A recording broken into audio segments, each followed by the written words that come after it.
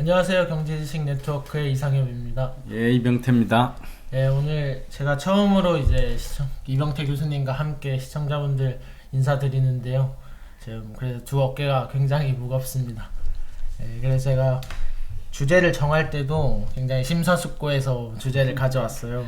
예, 예, 어떤 질문과 주제를 정해야 이제 시청자분들에게 좀 양질의 정보를 드릴 수 있을까 해서 제가 밤낮을 고민해서 가져온 주제입니다. 이 제일 좋은 거는 예, 청년들이 자기가 제일 궁금해하는 거 물으면 돼요. 예, 우리 사회에, 그러니까 우리 사회 뭐 나도 똑같았어요. 다 똑같았는데 사실은 자기 철학을 형성해야 될 가장 중요한 나이가 티네이저거든. 예. 10대 때잖아요. 근데 그때 우리는 입시 지옥에 있기 때문에 독서를 못 해요. 그죠? 예, 그래서 그 사회 문제에 대해서 많이 생각을 안 해보고 토론도 안 해보는 문화고 그냥 수능 잘 보고 스펙 잘 쌓아서 좋은 대학 가는 게 지상 과제고, 대학 입시가 그런 사고의 깊이를 재는 나라도 아니고. 나는 그 독서를 초등학교 때 제일 많이 했던 것 같아요. 초등학교. 그래서 내가 시골에서 살아가지고 그냥 우연히 책을 좋아해가지고 시골 학교에, 아주 정말 시골인데 이렇게 교무실 옆에 뭐 그냥 서가 한 2개짜리 있는 도서실이 있었는데, 선생님한테 맨날 책 빌리러 가니까 4학년쯤 되니까 선생님이 귀찮아가지고 네가 관리하라 그러고 키를 줘가지고 선생님들이 읽는 책까지, 그냥 그때 그냥 매일 몇 권씩 읽었거든. 매일 한 2-3년을. 그리고 중학교 때도 꽤 많이 봤어요. 근데 고등학교 와서는 그렇게 많은 책을 읽을 수가 없죠, 우리 체제가. 근데 사실은 초등학교, 중학교 때 내 나이에 비해서 어려운 책들을 많이 봤는데, 그때 이해력은 제한이 있잖아요, 그죠? 그러니까 더 성숙해서 자기의 사고력이 있을 때 많은 책을 읽어야 되는데, 그게 고등학교 때를 우리가 그 독서를 못하고 중고등학교 때 못하고 학교를 보낸다는 게 상당히 안타까우고, 사고의 깊이를 갖지 못하는 나라를 만들고 있고, 그게 지금 대학을 가면 우리 때는 또 다 편향된 책을 읽었거든. 그러니까 좌파 일변의 책을 읽었고, 그 결과가 지금 문재인 같은 아주 괴물적인 정권을 만들어낸 거죠. 그래서 유시민이니 문재인이니 조국이니 이런 아주 이율배반적이고 정신분열적인 사고를 하는 사람들, 자기들은 자본주의의 시장경제의 모든 혜택은 다 누리면서 입으로는 반시장적인 생각을 하고, 이렇게 어떨 때는 세계 뭐 12대 경제대국이다 그러면서 한쪽으로는 계속 미국의 제국주의 하에 있는 식민지 상태에 있는 것 같은 이런 정신분열적인 생각을 하는 것들이 다 다양한 사고를 가지고 오랫동안 토론하고 이런 것들을 젊어서 못 해본 결과이기 때문에, 그래서 우리 사회가 전적으로 그런 지적 담론의 수준이 낮다 이런 걸 전제 두고 평소에 궁금한 거를 하면 그런 좋은 토픽이 돼요. 네. 방금 그 문재인 대통령이나 조국 전 장관에 대해서 말씀해 주셨는데, 오늘은 제가 가져온 주제가 그들에 관한 칼럼입니다. 왜 그렇게 많은 지식인들이 자본주의를 반대하는가에 대한 내용인데요. 사실 저는 이제 공부하는 학생이다 보니까 그런 생각을 했던 것 같아요. 왜 자본주의와 자유주의가 좋은 건 알겠는데 왜 나보다 공부를 더 많이 한 사람들이잖아요. 그래서 저는 학생이다 보니까, 근데 왜 저 사람들은 이거를 틀렸다고 할까, 왜 아니라고 할까, 이거에 대해서 좀 고민이 있었는데, 오늘 질문에 대한 해답을 교수님과 함께 풀어보겠습니다. 본격적으로 들어가기 전에 좀 원론적으로 자본주의와 자유주의가 뭐길래 우리가 수호해야 하고 왜 그들이 반대하는가에 대해서 좀 알아보기 위해 자본주의와 자유주의가 뭔지 간단하게만 교수님께서 설명 부탁드리겠습니다. 자본주의란 말 자체를 쓰는 거에 대해서 우선 바꿔야 된다 이런 주장을 한 사람이 많아요. 자본주의라는 말을 칼 막스가 소위 시장 경제 이거를 자본주의라고 그랬잖아요, 그죠? 그렇죠. 예, 다스 카피탈을 그래서 자본론이라는 걸 만들었잖아요. 그래서 세상에 있는 경제 체제를 자본가가 아닌 노동자 이 두 사회 계급의 갈등 구조로 봤잖아요, 그죠? 그래서 자본주의 그러면 사람들이 언어에 자꾸 사고가 제약이 되는데 돈 있는 사람이 자본이 없는 사람들을 착취하고 억압하는 구조다 이렇게 이해하는 막스적인 사고가 깔려 있는 용어라서 이제 그런 뜻은 요즘은 그런 뜻이 아님에도 불구하고 자본주의의 원래 쓰임이 칼 막스에 의해서 가장 많이 쓰여졌고 그게 오랫동안 영향을 미쳤기 때문에 자본주의를 이제 그런 계급적 관계관으로 보고 있고 지금 우리가 좌파라고 얘기하는 것 중에 중심적인 사고가 그거죠. 힘 있는 자본가들이 힘없는 노동자를 착취하기 때문에 부는 계속 세습되고 양극화되고 그래서 자본주의의 단점을 계속 강조를 하죠, 그죠? 약점을 강조하고 이런 그가 이제 자본주의에 대한 잘못된 생각 중에 하나고요. 자본주의의 다른 쪽에서 자본주의를 옹호하는 쪽에서 보면 그냥 시장 경제라는 표현이거든요. 그럼 시장 경제는 뭐예요? 그냥 복잡한 시장 질서에 따르는 게 이제 자유시장 경제라고 저는 그렇게 생각하고 있었거든요. 시장 경제라고 하는 건 그러면 뭐냐? 시장은 언제부터 있었을까요? 자연스럽게 생겨난 거 아닌가요? 네, 그러니까 인류하고 함께 있었죠, 그죠? 네, 그래서 우리가 시장 경제를 채택하기 전에도 우리 조선 시대 때 주막도 있었고 뭐 장도 있었고 다 있었잖아요. 그게 시장이잖아요, 그죠? 시장은 뭐냐면 거래 상대자들이 파는 사람, 사는 사람 사이에 자유로운 거래를 하는 경제 체제를 시장 경제라고 하거든요. 시장이라고 그러잖아요, 그죠?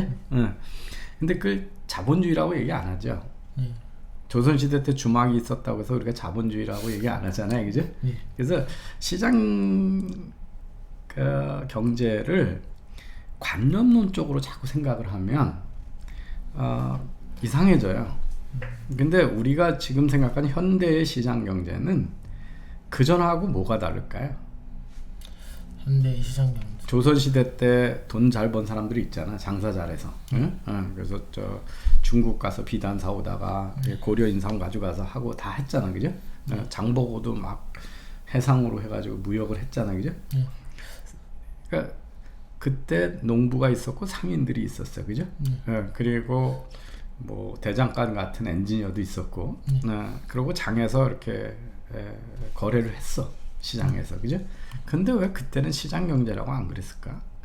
규제가 많이 생겼나요? 그때도 규제 많았지. 그럼 그 조선 시대 때 요새 조국을 또 조광조라고 비유해가지고 막 저기 이렇게 띄우는 사람들이 있었잖아요. 조광조가 34살인가 중종한테 중용이 돼서 4년 동안 하면서 개혁을 무지하려고 애를 쓰다가 버림을 받아서 4년 만에 죽은 사람이거든요. 근데 조광조가 뭐 한 거냐면 그때 그 훈구파라고 해서 공신들이 가지고 있는 토지 규제에 대한 개혁을 하려고 했던 사람이거든.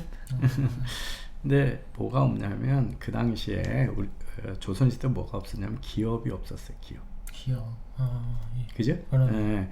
그래서 오늘날의 시장 경제가 뭐가 다른 거냐면 산업혁명의 결과예요.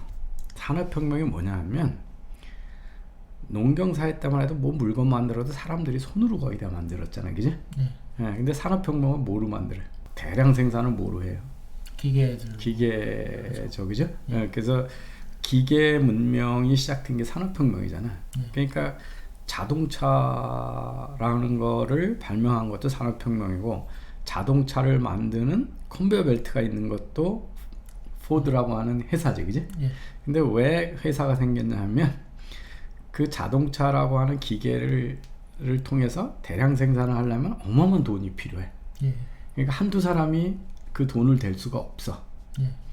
그래서 어떻게 했냐면 법적으로 여러 사람이 돈을 대서 돈을 버는 그걸 법인이라고 그러죠, 그죠? 기업이라는 거를 추상적으로 우리가 만들어낸 거예요. 그러니까 산업혁명에 위대한 발명이 몇 개가 있는데 그 유발 하라리도 그런 얘기를 하거든. 이제 그 우리 인지혁명이라고 그러지, 그지? 추상적인 거를 실체적으로 바꾼 거야.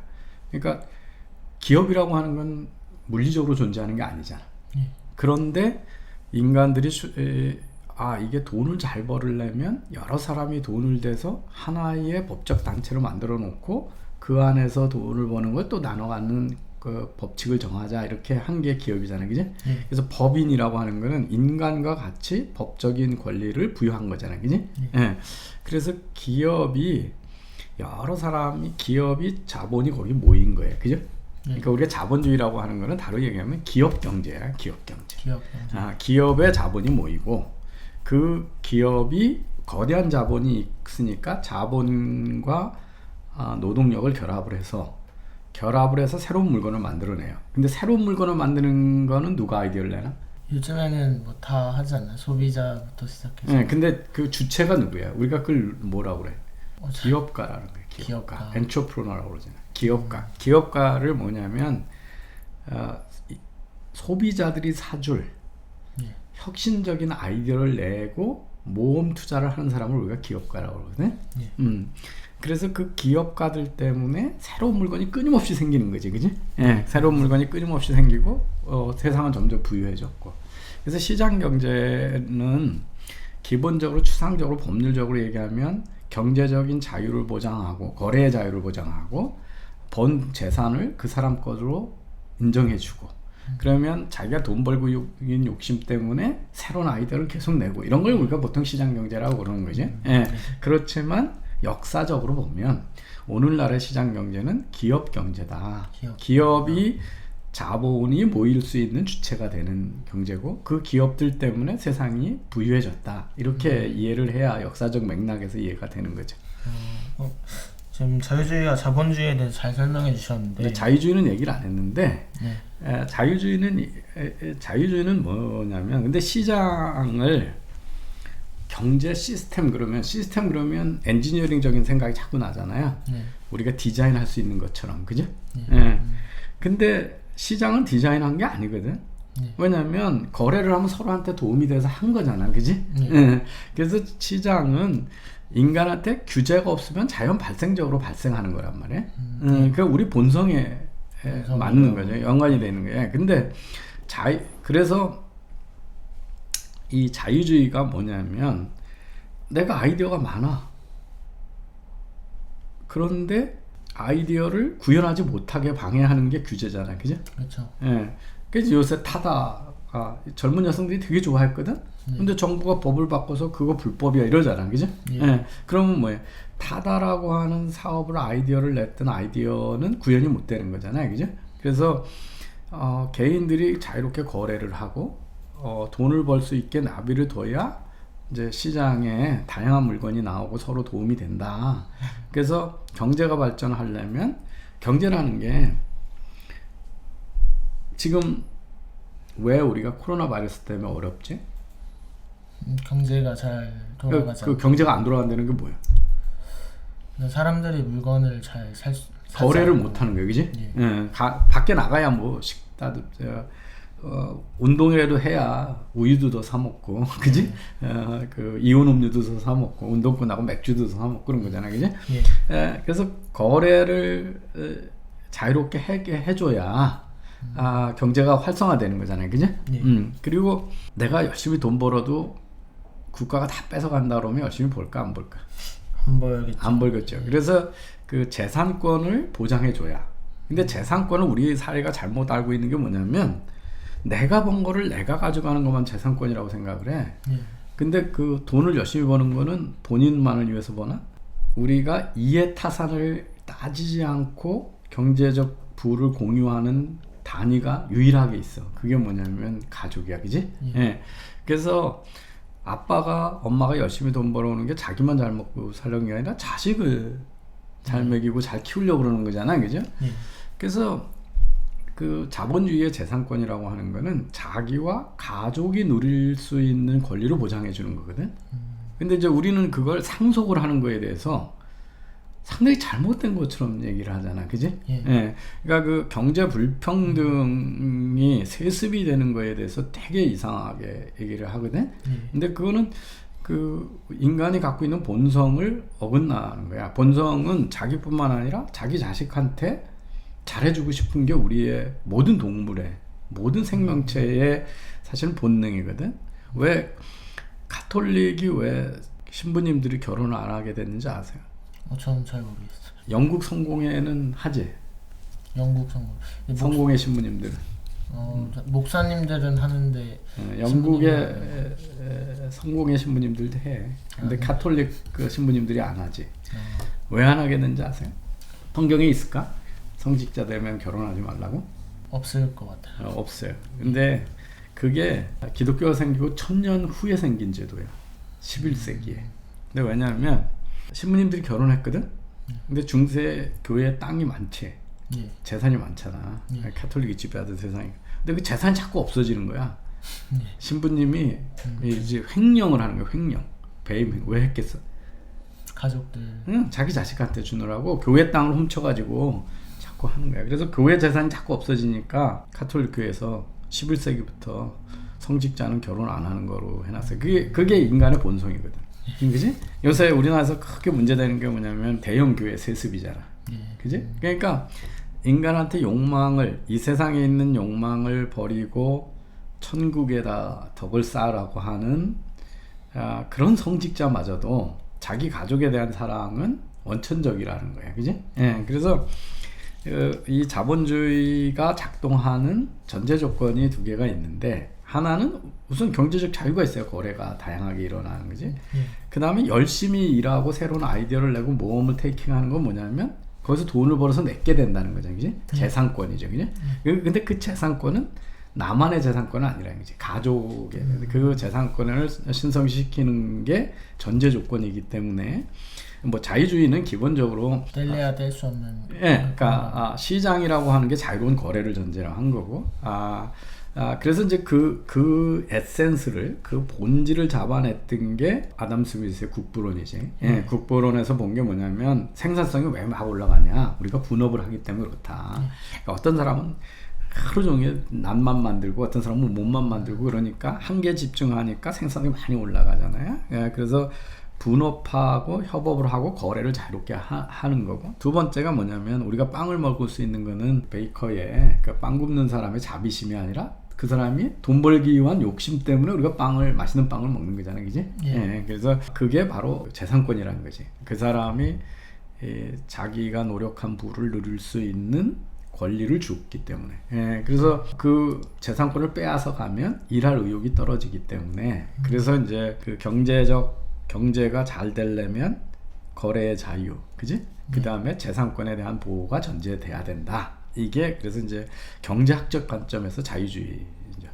개인들, 그래서 개인의 자유를 존중해 주는 게 그게 그거잖아요. 내가 원하는 걸 하게 해주고, 내가 한 노력에 대한 과실은 내가 따먹고, 그럼 내가 한 노력에서 실수로 잘못된 책임은 누구한테 또 있는 거야? 그 책임은 누가 져야 돼? 본인이 져야 되는 거지, 그지? 예, 그래서 그게 자유주의인 거지. 인생에서 자기가 주인 마스터가 돼서 자기 하는 행동에 대한 공과를 다 자기가 책임지는 거예요, 그지? 예, 이게 이제 그 자유주의 사상인 거죠. 그러면 자유주의와 자본주의 어째 따르면은 모두가 행복해지는 길로 갈 수 있잖아요. 어쨌든 부가 모두 쌓이게 우선은 되니까. 그 행복이라는 말은 되게 어려운 말이에요. 그러니까 부가 쌓인다고 행복한다 그러면 인생이 너무 쉽겠지. 그지? 어떤 사람은 우리 뭐 안빈낙도를 가지고 숲속에 저 자연인이라는 프로 봐요. 뭔지 압니다. 궁핍한데 산속에 가서 사는 게 도심에서 경쟁해서 사는 것보다 더 행복하다고 그러잖아. 우리가 보통 이제 심리학에서 우리가 최소한의 위생이나 음식이 없으면 불행해지죠. 그래서 이제 그걸 하이진 팩터라고 그러거든. 하이진 팩터. 그러니까 가난한 나라가 행복해질 수는 없어. 부탄이 행복하다, 이거는 정말 잘못된 생각이야. 가난하고 질병이, 건강하지 않고 전쟁이 있고 그러면서 행복해질 수가 없는 거예요, 그죠? 그렇지만 반대로 평화롭고 부가 있다고 해서 행복하냐? 그건 아니지, 그지? 예, 왜냐하면 행복은 우리가 통제할 수 있는 부분하고 통제할 수 없는 부분 많아. 그러니까 사회가 선진화되면 정신질환이 많거든. 요새 저 유명 인사 중에 툭하면 공황장애나 우울증 얘기하는 거 많이 나오잖아, 그지? 그 사람들이 우리가 TV에서 보는 스타들 이런 사람들은 우리 사회를 보면 경제적으로 엄청 유명한 부유한 계층이잖아, 그지? 예. 명예도 있고, 응? 유명세도 있고, 다 성공한 사람이란 말이야. 성공인데 그런데 공황장애를 하고 불행을 느끼고 자살을 하고 그러잖아, 그죠? 그래서 불행해지지 않는 환경, 그러니까 깨끗한 환경, 자기가 노력한 만큼 부를 누릴 수 있는 환경은 만들어줄 수 있는데 그 사회를 다 행복하게 만드느냐, 그건 상당히 위험한 생각이에요. 그래서 사람들한테 우리 기분이, 그러니까 우리는 내 맘이 내 맘 같지 않다고 그러잖아. 만약에 행복이 다 컨트롤하다 그러면 짜증 날 일이 없잖아. 그렇죠. 짜증 안 나고 행복하게끔 자기를 컨트롤하면 되잖아. 근데 자기 기분이 컨트롤이 돼?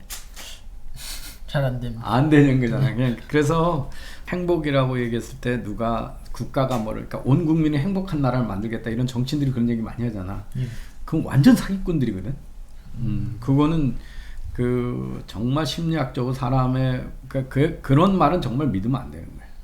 행복한 사회를 만들어주겠다. 그거는 뭐 그 하나님 말한 천국을 지상에 만들겠다는 얘기잖아. 그러니까 그거는 인간은 그렇게 태어나지 않았어요, 그죠? 그래서 얼마나 사람들이 신기한 거냐 하면 사람들한테 전화 걸어가지고 지금 당신 행복하십니까? 이렇게 물어보면 맑은 날하고 비 오는 날하고 행복하다고 대답하는 사람 비중이 확 차이가 나요.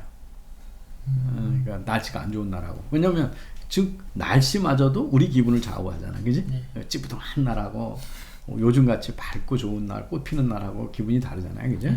그래서 행복은 통제 밖에 있는 경우가 꽤 많아요. 그리고 일본 놀라운 게 이제 엄마의 육아 이런 게 되게 중요한 게, 엄마가 이렇게 우울증이 있고 그러면 유전적 아니더라도 자식도 우울증으로 갈 이런 확률이 되게 높아요. 근데 그게 뭐냐면 2살 미만에서 엄마가 자기 애기하고 막 이렇게 인터랙션을 많이 해줘서 해주는 엄마하고 애를 쳐다보지도 않고 우울해하는 엄마하고가 그 뇌의 발달 과정에서 다르게 영향을 미치는 거예요.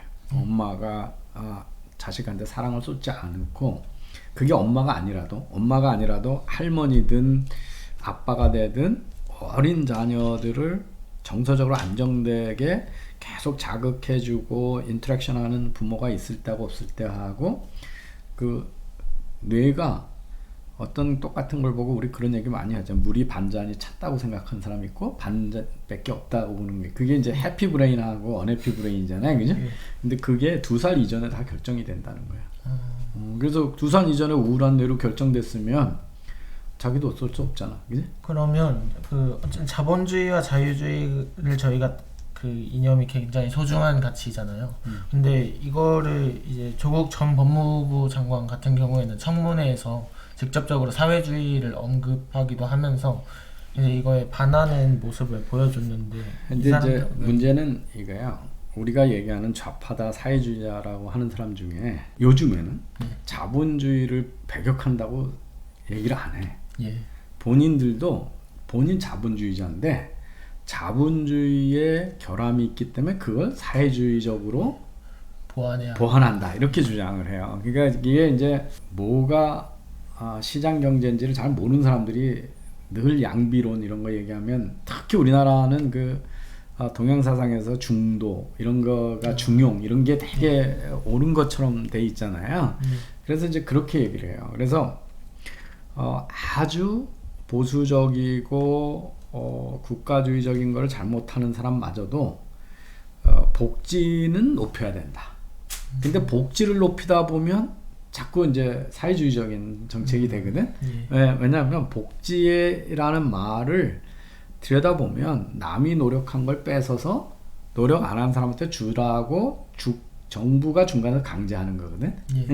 그러다 보면 이번에 나타난 게 국회에서 타다금지법을 시킨 이 논리는 뭐냐면 택시 기사들이 불쌍하다는 거야. 예. 그지? 그래서 그걸 복지라고 생각을 해. 그래서 본인들은 그걸 자본주의를 반했다고 하거나 사회주의를 했다고 생각 안 해. 자본주의의 경쟁에 의해서 낙오된 사람을 보호했다고 생각을 해요. 예. 그래서 이건 아주 온정주의적인 생각인데 왜 자본주의를 반대하냐 이렇게 얘기하면 본인들은 자본주의를 반대한다고 얘기를 안 해. 자본주의의 잘못된 점, 그늘을 보완한다 이렇게 얘기를 하거든요. 근데 그 보완이라는 말을 점점 키우다 보면 결국 개인의 자유를 억압하고 자본주의를 억압하는 건데 그 모순된 거를 마치 보완적 관계에 있는 것처럼 이야기를 하는 것들이 이제 보통 사람들한테 또 정치인들이 많이 하는 거죠. 예. 상호작용이 되지 않는데 상호작용이 되는 것처럼. 그러니까 보완적인 게 아니라 모순적인 거잖아요. 자본주의의 모순점을 해결한다고 그래서 자본주의의 결과는 뭐냐면 노력한 거를 자기가 가져가는 거다 보니까 빈부격차라는 건 당연하게 받아들여야 되잖아요. 예. 그게 부당한 착취가 아니라 노력에 의한 차이라면 받아들여야 되는데 지금 우리 사회가 다 얘기하는 게 양극화는 잘못된 거고 빈부격차는 잘못된 거고 소득격차는 잘못됐다고 그러잖아요. 그지?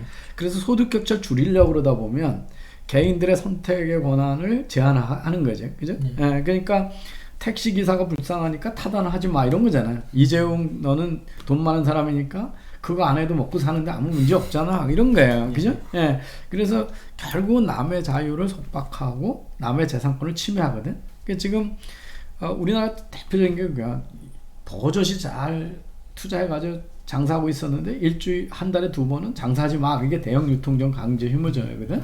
그러면 그게 경제적 자유를 침해하고 재산권을 침해한 거잖아. 근데 본인들은 자유와 재산권을 침해했고 자본주의를 훼손했다고 생각 안 해. 뭐냐면 약자들을 위해서 골목 상권을 보호하기 위해서 자본주의의 약점을 보완했다고 주장을 하는 거예요. 네.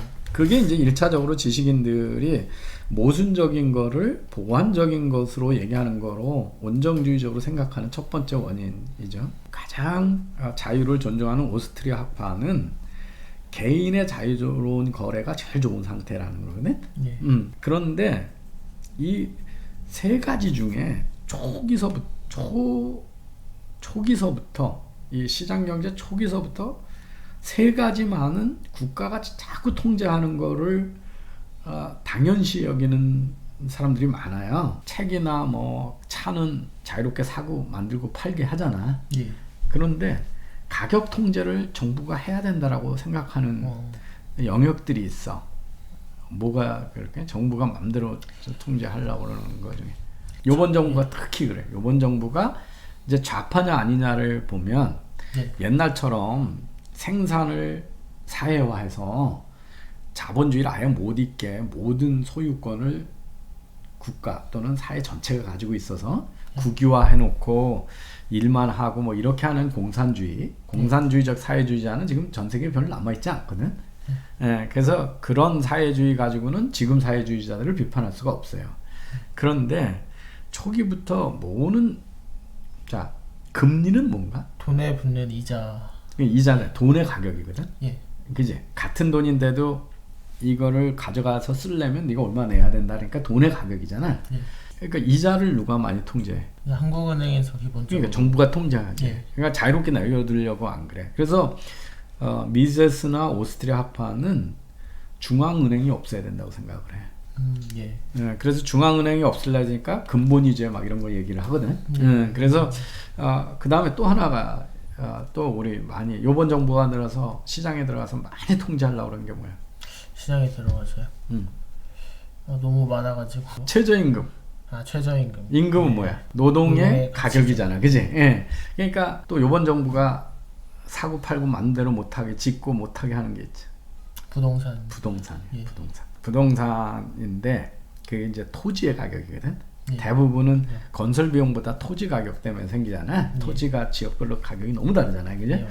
그래서 이 돈, 사람, 부동산, 토지에 대한 가격에 대한 거는 시장에다 자유롭게 맡겨놓지 않는 경향이 커요. 그리고 그거 지금의 시장에 개입을 많이 하냐라고 했을 때 뭐 인허가 가지고 뭐 자격증 주고 이런 거 다 관두고 어느 게 가장 좌파적이냐 그러면 이 세 가지에 대한 규제를 많이 하는 데는 좌파적이야. 대개는 좌파적. 그래서 이번 정부가 특히 지난 정부에 비해서 부동산에 대해서 규제가 많고 최저임금 확보를 확 올렸고, 그러니까 시장의 임금이 부당하다고 생각하는 거야, 그지? 예, 저임금 노동자들은 착취를 받아서 그렇다 그러고, 그래서 그리고 정부가 툭하면 이제 뭐 저기 금융 전체를 쥐고 흔들려고 그러지, 그지? 예, 그런 것들은 초기서부터도 우리 시장 경제에서도 다른 나라에서도 이 부분은 완전히 자유롭게 놓아주는 나라가 그렇게 많지 않았거든요. 예, 그런데 이제 철학적으로는 이 원래 우리가 지금 오늘 논의하는 왜 많은 지식인들이 자본주의를 반대하느냐 그랬을 때 거기 한 세 가지 이유가 나오죠. 뭔지 기억하세요? 첫 번째가 사익 추구, 그 다음에 왜 억울함. 왜 자본주의를 반대하는 게 지식인들의 사익 추구가 되나? 지식인들이 아무래도 고위 관료직에 앉을 그 경우가 많으니까 정치나 관료로 진출을 하면 권력을 갖게 되고 안정된 직업을 갖게 되고 돈을 더 벌게 되잖아요. 그러려면 어떻게 해야 돼? 이제 정부 규제 같은 게 정부가 힘이 커져야 되지. 관료가 할 수 있는 일이 많아야 되지. 그게 이제 소위 이제 사익 추구라는 이유잖아요. 그래서 사람이 우매한 건지 저건지 모르는데 내가 장하성 전 고려대 교수 이런 사람들이 사악하다고 그러는 게 경제학의 기본적인 지식이나 뭐 그거는 김상조 정책실장도 마찬가지고 홍장표도 마찬가지고 주류 경제학들이 믿지 않는 얘기를 또는 아주 상식에 벗어난 이야기들을 주장해 왔거든. 그런데 그것 때문에 어떻게 되냐면 청년들한테 인기 없고 정치인들한테 인기 없고 그러다가 아주 보통의 다른 나라에서는 학자가 갈 수 없는 거대한 권력을 갖게 되잖아요. 그래서 그 보통 사람들은 우매해서 그런 얘기를 할 수 있다라고 할 수 있는데 본인들은 경제학을 하고 경영을 한 사람들인데 그 사회과학자들이 할 수 없는 인과관계에 맞지 않는 얘기를 주장해 놓고 권력을 잡았기 때문에 그건 이제 아까 사익추기 이론에 맞는 거죠. 두 번째는 무슨 억울함과 시기심. 왜 억울하고 시기심이야? 제가 생각할 때는 이제 본인은 더 높이 뭐 권위나 권력을 잡을 수 있거나 혹은 더 많은 명예를 얻길 바라는데 생각만큼 그게 또 안 되니까. 이제 머리 좋은 사람은 뭐냐면 내가 세상에서 제일 똑똑해. 근데 돈은 누가 제일 많이 벌어? 다른 사람들이. 이건희 회장이 더 많이 벌었잖아. 어떻게 저 바보가 나보다 돈을 더 버냐? 막 이런 그건 이제 메갈로맨이야 그러네. 보통 이제 과대망상증이 있다는 거죠. 지식인들은 세상이 전부 만만해 보이는 거야. 그래서 그게 또 자본주의에서 보니까 저 장사치라고 많이 그러잖아요. 그러니까 우리나라가 이 성리학적인 가치관이 바로 이 지식인들의 시기심을 가장 정당화시키는 거야. 뭐냐면 돈 버는 사람들을 우습게 하는 거야. 그리고 천한 거라고 생각해. 우리나라에서 지식인들이 툭하면 천민자본주의라고 그래. 마치 다른 나라에는 무슨 고고한 무슨 성인 현자들이 선비 같은 사람이 돈을 버는 줄 알고 우리나라가 천민자본주의라는 거야. 근데 전 세계에 인간은 다 제도가 불완전하면 기회주의적인 행동을 하거든. 부분적으로.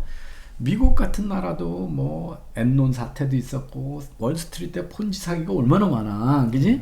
그런데 한국에서 재벌이 요만큼만 잘못하면 다 천민자본주의라는 거야. 그러니까 뭐냐면 자기는 사회적으로 상당히 높은 사람, 도덕적으로 훌륭하고 돈 번 사람들은 다 부정하고 술 사주고 접대하고 정경유착하고 뭐 그래서 천민자본주의라는 게 이제 바로 그 시기심 그런 거로서 자본주의가 저 천한 인간들이 돈을 벌어서 나보다 더 잘 살고 사는 거에 대해서 눈꼴셔서 못 보겠다. 그게 이제 그 두 번째 이론이에요.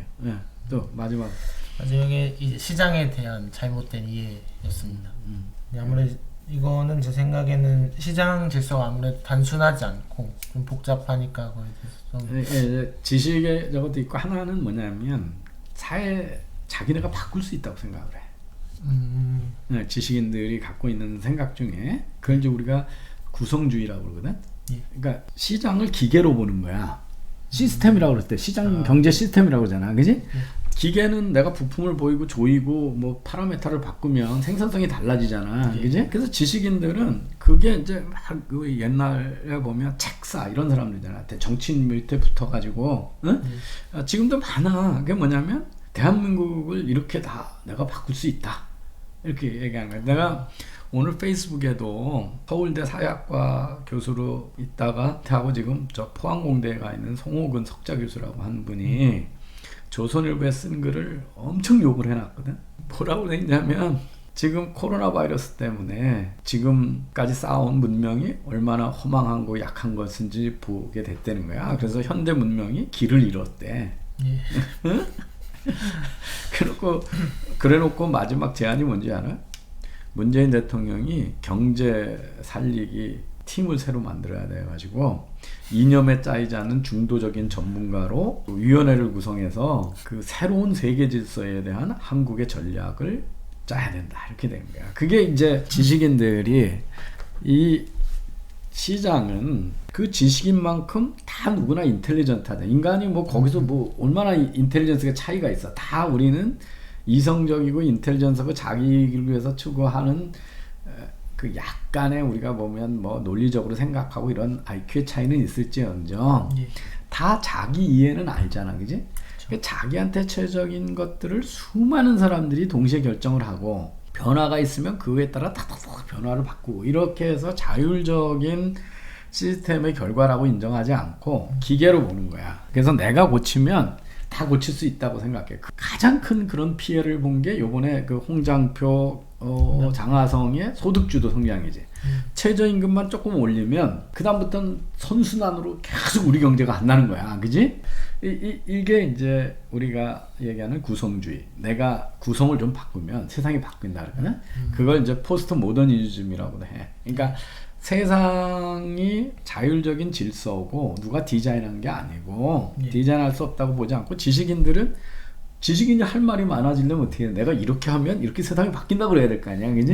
예. 그래서 이게 아주 지적 오만에 빠지기 쉬운 지식인들의 착각이거든. 그러니까 명백한 규제가 있었는데 그걸 혁파하는 거 이런 것들. 그러니까 지금 시장 경제가 인간이 최근에 만들어 놓은 디자인의 산물로 보느냐 아니면 앞에 봉건주의나 이런 것들이 원래는 가만 내버려뒀으면 시장이 활성화되고 누구나 자기가 자기 돈벌이를 위해서 열심히 일했을 건데 그전에는 사회 계급이나 잘못된 권력이 억압했던 걸 억압을 제어하니까 발현된 시스템으로 보는 거냐 아니면 역사적으로 최후로 마지막으로 우리가 디자인한 거로 보느냐에 대한 시각이에요. 근데 그 여기서 미제스가 얘기하는 건 시장 경제는 자연적인 질서라는 거지, 그지? 그 질서가 발현되지 못하게 인간은 과거 역사가 우리가 그런 개인의 권리가 증진되지 않았기 때문에 계급에 의해서 종교에 의해서 집단주의에 의해서 다 억압되어 왔기 때문에 시장이 발현이 못 된 거잖아요, 그지? 활성이 정상적으로 안 된 거. 그래서 인간이 갖는 원초적인 본능에 의해서 또는 하나님이 주신 뭐 신이 준 우리가 만들어진 본능에 맞는 질서가 발현된 거냐 그게 어떤 소수의 또는 역사적 디자인의 결과냐에 따라 다른 거죠. 그래서 공산주의가 대표적으로 자유를 억압하면서 결과적 평등을 추구하려고 했던 억압체계잖아요. 근데 그 억압체계가 딱 깨지고 나면 러시아나 동독이나 다 채택한 제도는 뭐예요? 그냥 시장 경제잖아. 그지? 다른 제도가 아니잖아. 그지? 그래서 억압이 제거되면 인간의 자유와 재산권을 존중해주는 를 억압하던 제도가 해체가 되면 자연적인 발상되는 질서가 시장 경제다. 이렇게 이해하면 되는데 이제 지식인들은 그게 역사적으로 누가 디자인한 것처럼 시스템으로 기계로 이렇게 본다는 거죠. 그래서 시장은 장소도 아니야. 이게 우리가 많은 사람들이 일자리를 만든다 그러잖아. 일자리도 만들 수 있는 게 아니야. 일자리는 뭐냐면 고용하는 사람하고 고용되는 사람하고 뭐야? 계약이지. 거래야, 거래. 그지? 시장도 뭐냐면 지금 미국이나 유럽의 시장이 거기 있지. 장소는 거기 있지. 근데 경제가 멈춰섰다는 얘기는 뭐야? 그 안에서 뭐가 안 일어나는 거야? 거래가 아니라. 그래서 시장은 거래라고. 거래지 장소가 아니거든. 그래서 우리가 지금 장소가 없어도 우리나라에서 사재기를 안 하는 이유가 뭐냐면 집에서 온라인으로 주문하면 다 오잖아, 그지?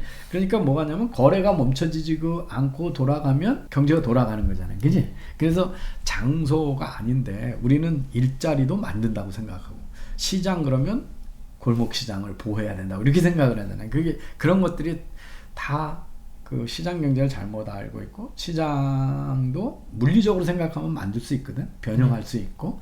근데 이제 물리적인 생각으로 자꾸 하는 거죠. 그럼 이제 자본주의와 자유주의를 반대하는 지식인들이 왜 그렇게 하는가에 대해서 알아봤는데, 그러면 저희가 사실 굉장히 겉보기에는 모두가 다 행복해진다는 아름다운 말이잖아요. 굉장히 그러니까 이런 가머니설에 넘어가지 않기 위해서, 흔들리지 않기 위해서는 저희 국민들이 어떻게 해야 할까요?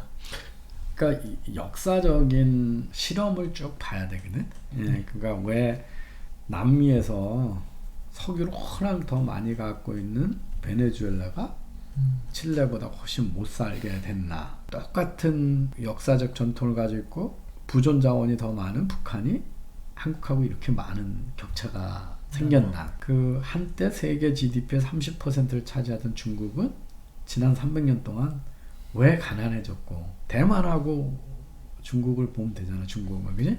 그래서 역사적인 진실을 좀 보는 자세가 필요한데, 사람들은 지적 능력이 부족해서 못 보는 사람도 있고, 또 하나는 알면서도 악용하려고 하는 사람들이 너무 많은 거지. 근데 특히 이게 이제 정치인들이야. 분배를 강조하고 약자 보호를 얘기하고 막 이런 사람들도 그게 정답이 아닌 걸 알아. 성장이 없는 분배는 망하는 길이라는 것도 알아. 그런데 왜 그러겠어? 본인의 권력이 거기서 생기잖아. 표를 많이 주니까. 그러니까 제일 사악한 사람은 알면서 그런 사람들이지. 그래서 이제 자본주의가 이어받는 거. 그리고 이제 또 하나는 그거죠. 사람들은 자기가 잘 될 때는 자유주의를 주장을 해. 근데 잘 못 될 때는 어떻게 돼? 보호를 하고 원하겠지, 그치? 내가 파산했어. 그럼 정부가 뭐냐, 그래서 진정한 자유주의자가 되기는 참 어려워. 왜냐하면 자기 삶에 대한 자기 책임을 인정할 때 진정한 자유주의거든. 내가 자유의지를 가지고 선택을 했어. 그렇으면 이게 잘 되든 못 되든 내가 수용해야 그게 자유의지잖아요. 근데 나는 내 열정을 쫓아서 패션을 해서 음악을 했다 이렇게 얘기해. 근데 우리나라에서 음악을 해가지고 또는 예능을 하잖아. 근데 그거로 밥 먹고 살 수 있는 사람은 그거 전공한 사람의 1%도 안 돼. 많은 부분이. 그러고 나면 뭐냐면 문화예술이니까 보호해줘야 된다고 그러거든. 그거 성공 확률 무지 낮은 거 알고 했잖아. 근데 문화예술이라고 다 보호를 왜? 수요가 없는 서비스를 왜 정부가 돈을 대서 보호해야 돼? 그 정부만 끼면 도둑질, 강도질이 복지라는 이름으로 바뀌어. 내가 남아있는 돈을 정당한 거래 없이 내 주머니에 집어넣으려면 어떻게 해야 돼? 맞아요. 그지? 훔쳐오거나 뺏어오는 수밖에 없잖아. 그게 뭐냐면 도둑질하고 강도잖아. 근데 정부를, 세금이 뭐야?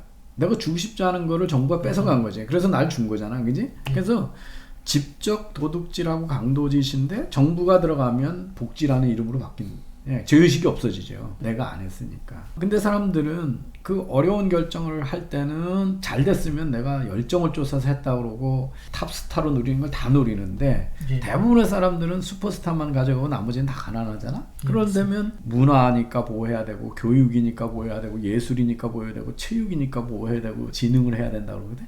진정한 의미의 자유주의자가 되는 거는 되게 어려워요. 어렵고 많은 사람들은 이중적인 태도를 취하죠. 그러니까 항상 승자보다는 루저가 많잖아요, 그죠? 특히 경쟁이 치열한 사회는 루저를 적게 만들려면 다양한 직업이 생겨야 되거든.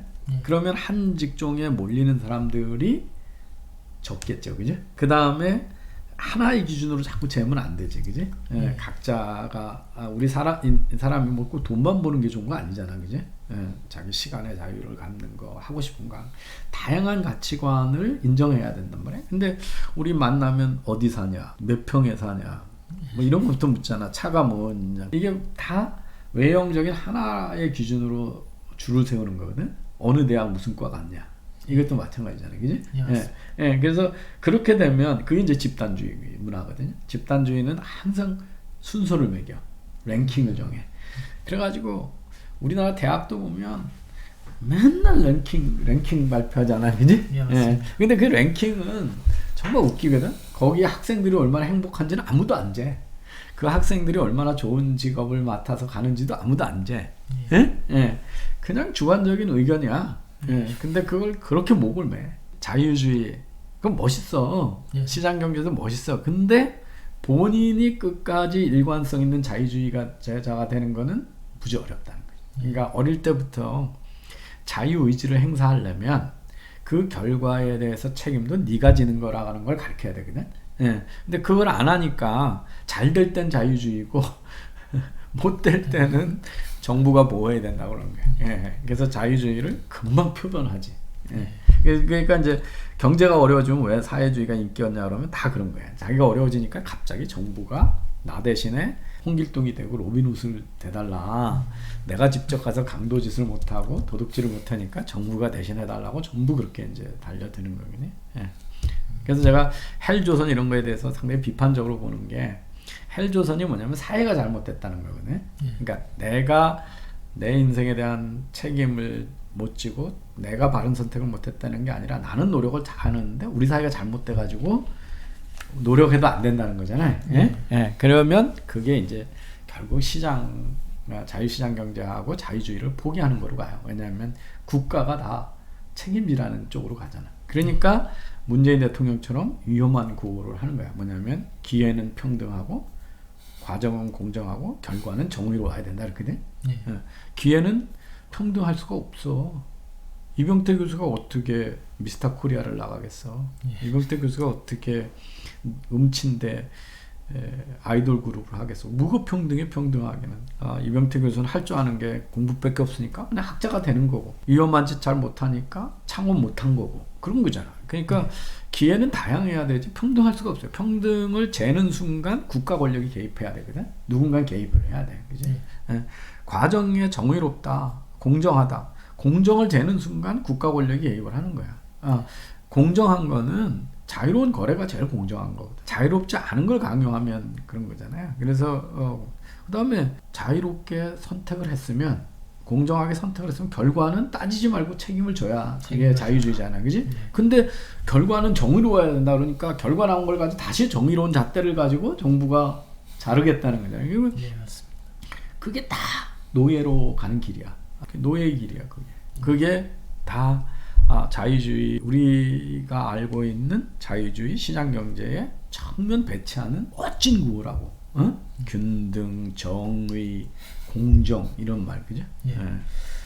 이제 공부를 좀 많이 해야겠네요. 자본주의와 자유주의에 대해서. 아니, 어떤 일을 하든, 노래를 하든 바둑을 두든 운동을 하든 다 골프도 인생입니다. 마라톤이 인생입니다. 이런 얘기 하잖아. 인생입니다라는 게 뭐냐면 삶에서 내가 어떤 다른 인간에 대한 기대는 뭐고, 그 다른 인간 속에서 내가 어떤 마음의 수용 자세를 가지고 살아가야 되는가.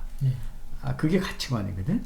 그래서 시장 경제나 자유주의는 바로 그 자기 가치관에 관한 이슈거든. 그냥 이건 뭐 지식을 강조하려고 그러는 게 아니라 내가 지금 세상에 자본주의 시장 경제 속에서 살잖아. 그지? 그러면 나는 이걸 어떻게 수용해야 되냐. 그리고 여기서 나는 얼마만큼 정부한테 의존을 하고 얼마만큼 내 행동에 대해서 내가 책임을 지고 내 선택에 대해서 자신 있게 선택하고 내 행동에 대해서 내 결과를 책임있게 수용한다고 하는 게 그게 이제 주인으로 사는 거잖아. 리더. 그러니까 나는 빌부러 먹을 거지로 살래? 주인으로 살래? 좀 가난해도 당당한 자부심으로 살래? 굴종적으로 살래? 이런 것들은 결국 보면 자기에 대한, 자기를 어떻게 정의하느냐, 자기 삶을 어떻게 정의하냐, 다른 사람하고의 관계, 다른 사람으로부터 뭘 기대하느냐, 인간의 본성을 뭐라고 보느냐, 그거잖아요. 그래서 그러니까 철이 난다라고 하는 거는 사람들이 철이 난다라고 하는 게 뭐냐면 사람들에 대한 기대나 사람들이 어떻게 행동한다는 거를 이해한다는 거거든.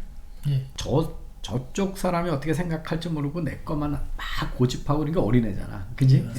그래서 이 철이 난다라고 하는 거가 바로 자기 가치관을 갖고 사람에 대한 기대 수준이 얼마라는 걸 알았다는 거거든요.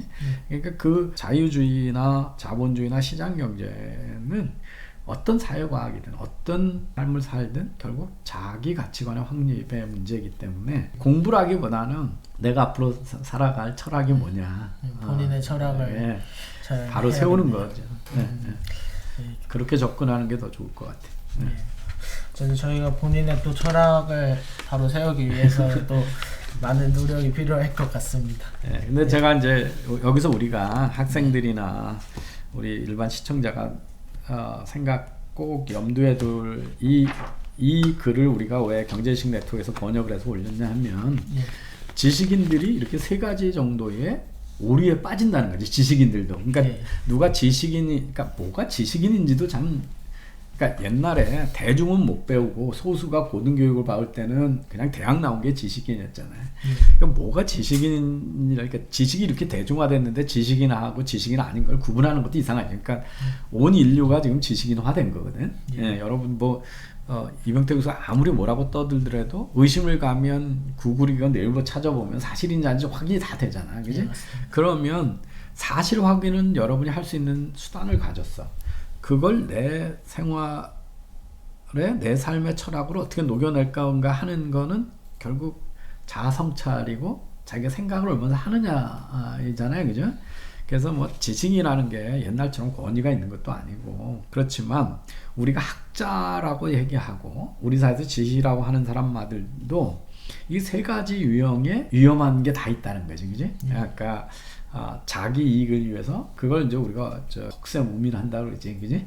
지식을 막 왜곡해가지고 혹세무민하기도 하고, 다른 사람 잘 되는 걸 보고 그 시기심에 의해서 마치 지식인이 아리스토텔레스가 얘기했던 필로소퍼 킹, 그러니까 철학가 왕이 되면서 자기가 똑똑하니까 자기한테 다 왕을 시켜주고 남들은 부하로 살아야, 신하로 살아야 되는 것처럼 시기심일 수도 있고, 세 번째는 자기가 막 시스템을 바꾸고 세상을 더 살기 좋은 거로 만들 수, 디자인하는 디자이너로서의 지적 오만을 가지고 있는 이 세 가지 잘못을 많이 저지르고 있다. 그래서 지식인들이 하는 얘기도 상당히 의심해서 들어라. 이거를 좀, 근데 우리는 그걸 의심을 안 했기 때문에 서울대 행정대학원에 재벌 개발하는 박상인한테도 속고, 김상주한테도 속고, 장하생한테도 속고, 홍장표한테도 속고 있는 거예요. 그럼 우리만 속은 게 아니라 유승민도 속고, 안철수도 속고, 홍준표도 속고 그랬던 거예요. 그 사람들이 막 와가지고 이거저거 떠들으니까. 오늘 칼럼 토크 13회 왜 그렇게 많은 지식인들이 자본주의에 반대할까, 촬영 오늘 여기서 마치도록 하겠습니다. 교수님 감사합니다.